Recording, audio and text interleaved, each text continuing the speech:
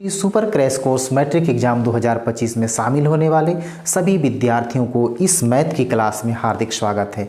आज की इस वीडियो में हम लोग वास्तविक संख्या चैप्टर के अंतर्गत बहुत ही महत्वपूर्ण टॉपिक को पढ़ने वाले हैं, जिसका नाम है अभाज्य गुणनखंड।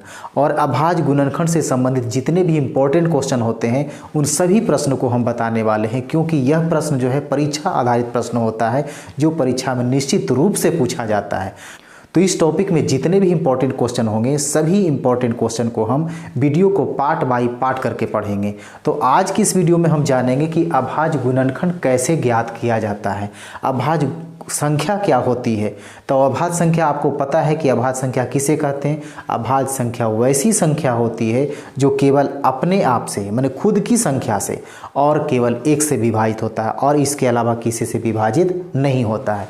तो इसमें जब भी हम अभाज्य गुणनखंड निकालेंगे तो उसको विभाजित करने के लिए हम कौन सी संख्या चुनेंगे, वही संख्या चुनेंगे जो अभाज्य संख्या होगी। इसको क्वेश्चन पूछने का तरीका इस प्रकार है कि निम्नलिखित संख्याओं का अभाज्य गुणनखंड ज्ञात करें। आपको इस तरह से भी पूछ सकता है कि निम्नलिखित संख्याओं को अभाज्य गुणनखंड के गुणनफल के रूप में लिखें। तो कैसे बनाएंगे, सबसे पहला क्वेश्चन यहाँ पर दिया हुआ 140। तो 140 का क्या करेंगे, सबसे पहले हम इसको अभाज्य संख्या से भाग देंगे। तो अभाज्य संख्या कौन सी संख्या होती है, तो वैसी संख्या जो केवल एक से और अपने आप से विभाजित होती है, इसके अलावा और किसी से नहीं। तो अभाज्य संख्या इसमें देखिए 2 है, 2 से लगेगा तो 70 बार में लगा, फिर 2 से लगाएंगे तो 35 दूना 70, फिर 3 कितना से लगेगा, 5 से लगेगा तो 5 सत्ते 35, इसके बाद 7 से लगेगा तब 1 आ गया। अब तो इसको विभाजित करना नहीं है, तो अभाज्य संख्या कौन कौन आया, तो यही लिखेंगे इसमें कि 140 का अभाज्य गुणनखंड, ठीक है, अभाज्य गुणनखंड कितना हो जाएगा। अभाज्य गुणनखंड बराबर देखा जाए इसमें कितना आया, 2 जो है 2 कितना बार आया है, 2 बार आया है, इसका मतलब 2 का पावर 2 हो गया। अब इसमें देखना है 5 कितना बार आया है, 5 एक बार आया, इसका मतलब 5 का पावर 1 नहीं, एक तो छुपा हुआ रहता है। इसके बाद कौन सी संख्या है, 7 है, 7 कितना बार आया, 1 बार, तो 7 भी एक बार लिख दी, इसका पावर 1 नहीं क्योंकि 1 छुपा हुआ रहता है। यही हो गया 140 का अभाज्य गुणनखंड। तो ये हो गया आपका आंसर, ठीक है। अगर 156 का निकालना हो तो देखिए 156 का निकाल रहे हैं तो कितना से लगेगा, ये लगेगा 2 से, तो 7 दूना 14, 8 दूना 16, फिर 2 से लगेगा 39 दूना 78, फिर 3 से लगेगा 13, 3 39, फिर ये 13 से लगेगा तो 13 एकम 13। तो 156 का अभाज्य गुणनखंड कितना हो गया, अभाज्य गुणनखंड कितना हो जाएगा, कितना आया, 2 देखिए कितना बार आया है, 2 बार, इसका मतलब 2 का पावर 2 हो गया। अब 3 कितना बार आया है, 3 एक बार आया है, तो 3 लिख दिया, इसका पावर 1, एक तो छुपा हुआ रहता है इस चलते 1 नहीं लिखेंगे। इसके बाद फिर कौन संख्या आया, 13 कितना बार है, 1 बार है, यानी 13 का 13 हो गया, ये भी आंसर हो गया। अब इसी प्रकार क्या करेंगे, हम इसको 5005 को निकाल के देखते हैं। तो 5005 का कितना होगा, 5005 को लगाएंगे, कितना से लगेगा, ये लगेगा 5 से, तो कितना मरतबा हो जाएगा, 1001 हो जाएगा। अब ये कितना से लगेगा, तो ये लगता है 7 से कट जाएगा, तो 7 एकम 7 बचे कितना, 3, 30 हो गया, तो 7 चौकी 28 बच गया, 2 21, तो 7 21, ठीक है। अब कितना से लगेगा, अब देखिए 11 से लग रहा है, तो 11 एकम 11, 11 तिया 33, अब कितना से लगेगा, 13 से, 13 एकम 13। अब देखिए यहाँ पर क्या हो गया कि 5005 का अभाज्य गुणनखंड, ठीक है ना, इसको इधर लिख देते हैं कि 5005 का अभाज्य गुणनखंड, अभाज्य गुणनखंड कितना हो गया, देखा जाए तो इसमें 5 कितना बार आया, 1 बार, तो 5 एक बार लिखा गया। इसके बाद 7 कितना बार आया, 7 भी 1 बार आया है, और इसमें के बाद 11 भी 1 बार आया है। इसके बाद कितना है, 13 भी 1 बार आया है। इसका मतलब ये हो गया अभाज्य गुणनखंड को कैसे निकाला जाता है। तो जो भी संख्या जितनी बार आती है उसको हम क्या करेंगे, घात के रूप में यानी पावर के रूप में लिख देंगे। जैसे हमने यहाँ पर देखा कि 2 बार आया तो 2 का पावर 2 लिख दिया, 3 एक बार आया तो 1 तो यहाँ इसका छुपा हुआ रहता है यानी 3 एक बार लिखा गया, 13 भी 1 बार आया तो 13 एक बार लिखा गया। यदि यहाँ पर 13 2 बार आता या 3 बार आता तो इसका पावर जितना बार आया उतना पावर यहाँ पर लिखते। तो अभाज्य गुणनखंड को जब भी लिखेंगे तो संख्या को घात के रूप में लिख देना है। अब इसी तरह से क्वेश्चन पूछने का इसका दूसरा तरीका होता है कि आपको अभाज्य गुणनखंड में जो संख्या आई है उस संख्या का घात कितना है। क्वेश्चन इस प्रकार पूछा जाता है। देखिए क्वेश्चन ऐसे अगर पूछ लिया जाए, ये हो गया क्वेश्चन पूछेगा कि 156, ठीक है ना, 156 के अभाज्य गुणनखंड में यहाँ पर पूछेगा कि 13 का घात क्या है, 13 का घात क्या है। देखिए ऑब्जेक्टिव का क्वेश्चन है, ठीक है ना, ये 13 का घात क्या है। अब बताइए कि 156 के अभाज्य गुणनखंड में 13 का घात पूछ रहा है, तो यहाँ अभाज्य गुणनखंड तो दिया हुआ है नहीं, तो क्या करेंगे, सबसे पहले 156 का अभाज्य गुणनखंड निकाल लेंगे। उसमें देखेंगे कि 13 कितना बार आया है, माने 13 का पावर कितना है, 13 का पावर 1 आया, तो यहाँ पर क्या लिखेंगे, 13 का घात कितना होगा, 13 का घात 1 होगा। अगर पूछता कि 2 की घात कितना है तो 2 की घात कितना हो जाता, पावर कितना, 2 हो जाता। अगर क्वेश्चन ऐसे पूछ लिया जाए, देखिए क्वेश्चन अगर मान लिया जाए कि यहाँ पर रहेगा कि 8000, ठीक है ना, या 800 के अभाज्य गुणनखंड में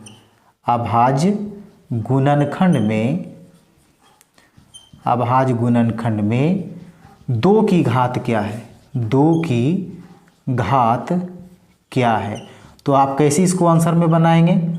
तो सबसे पहले क्या करना है आपको, जो 8000 है ना, देखिए 8000 का हम अभाज्य गुणनखंड निकालते, नहीं सॉरी यहाँ 800 है, तो 800 का हम अभाज्य गुणनखंड निकालते हैं। कितना से लगेगा, 2 से, तो 400 हो गया, फिर 2 से लगेगा तो 200 हो गया, फिर 2 से लगेगा तो 100 हो गया, फिर 2 से लगेगा तो यहाँ पर 50 हो गया, फिर 2 से लगेगा तो कितना हो जाएगा, 25, और 25 को कितना से लगाएंगे, 5 से लगाएंगे, और फिर इसको 5 से लगाएं तो कितना हो गया, 1 हो गया। कहने का मतलब यहाँ पर हो गया कि किसका घात पूछ रहा है, 800 का तो हमने अभाज्य गुणनखंड निकाल लिया, अब इसमें 2 की घात पूछ रहा है, तो इसमें 2 की घात कितना है, मैंने 2 कितना बार आया है, 1 2 3 4 5, तो यहाँ क्या हो जाएगा कि 2 की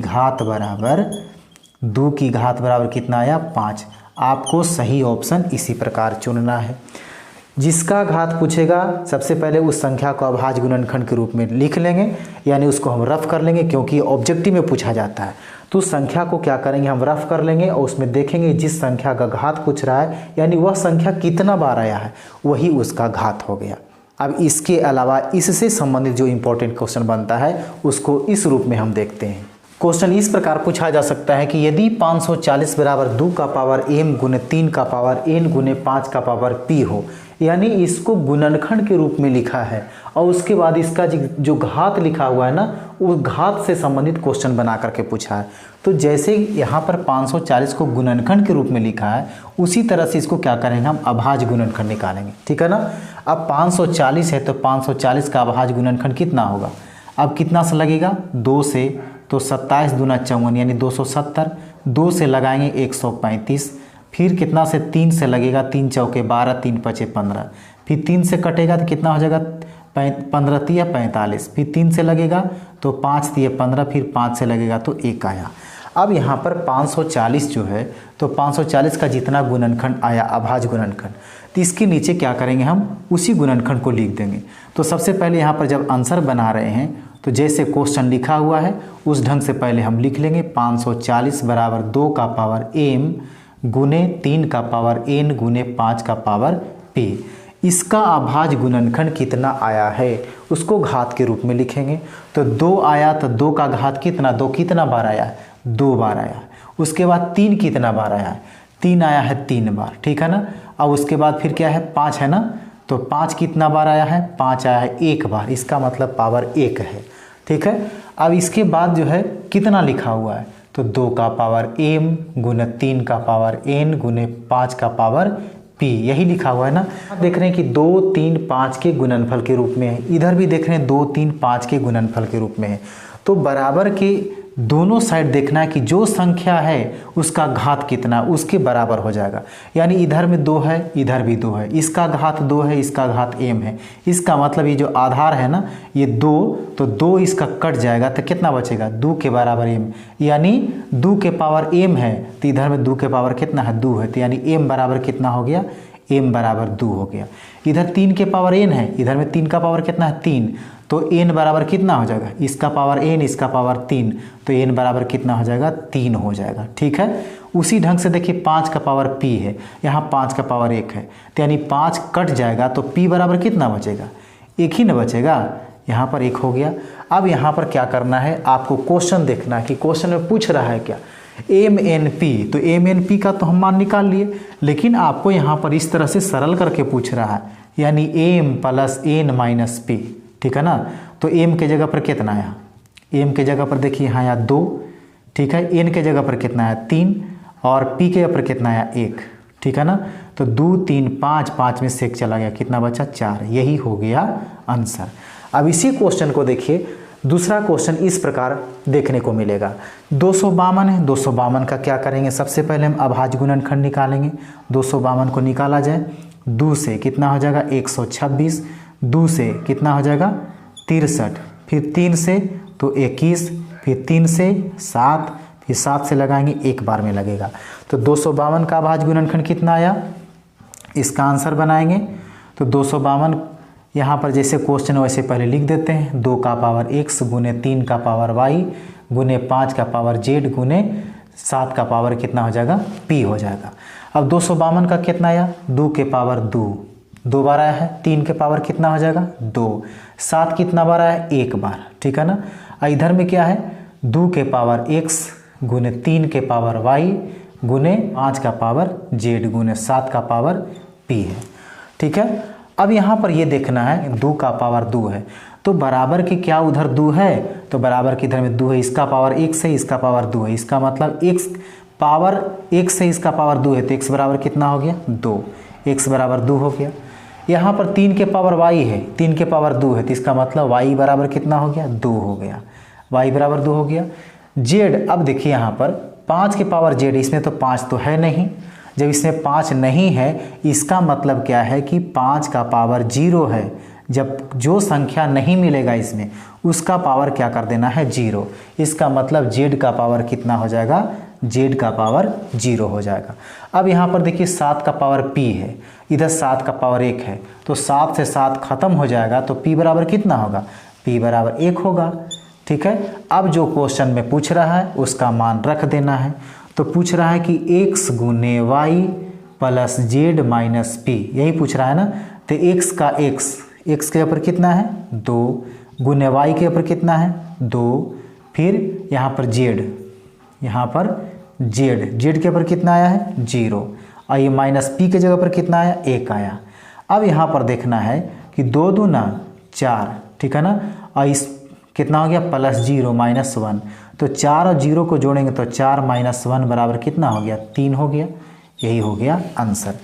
ये आपको सब्जेक्टिव का क्वेश्चन है, हो सकता है कि आपको ये 2 या 3 नंबर में पूछा जा सकता है, लेकिन यदि इससे ऑब्जेक्टिव पूछ लिया जाएगा तो कैसे बनाएंगे। देखिए यदि पूछ लेगा कि 540 के अभाज्य गुणनखंड इतना बराबर इतना इसे दिया हुआ है, अब इसमें पूछेगा कि p का मान क्या होगा। अगर क्वेश्चन इस तरह से दे दिया कि यदि 540 बराबर इस ढंग से लिख दिया और बोलेगा कि p का मान इसमें क्या है, तो p का मान कितना आया है, देखिए यहाँ 5 का पावर यानी 5 का घात p लिखा हुआ है, तो इसमें 5 का घात कितना है, तो 5 कितना बार है 1 बार, तो 5 का घात कितना हो जाएगा 1। ठीक है, उम्मीद है कि ये क्वेश्चन आपको समझ में आ गया होगा, तो इसे एक बार फिर से देख करके रिवीजन कर लें, और इसके बाद जो अभाज्य गुणनखंड से संबंधित किस प्रकार क्वेश्चन पूछा जाता है उसको हम अगले पार्ट में लेकर के आ रहे हैं। तो फिर मिलते हैं हम अगले वीडियो में, तब तक के लिए धन्यवाद।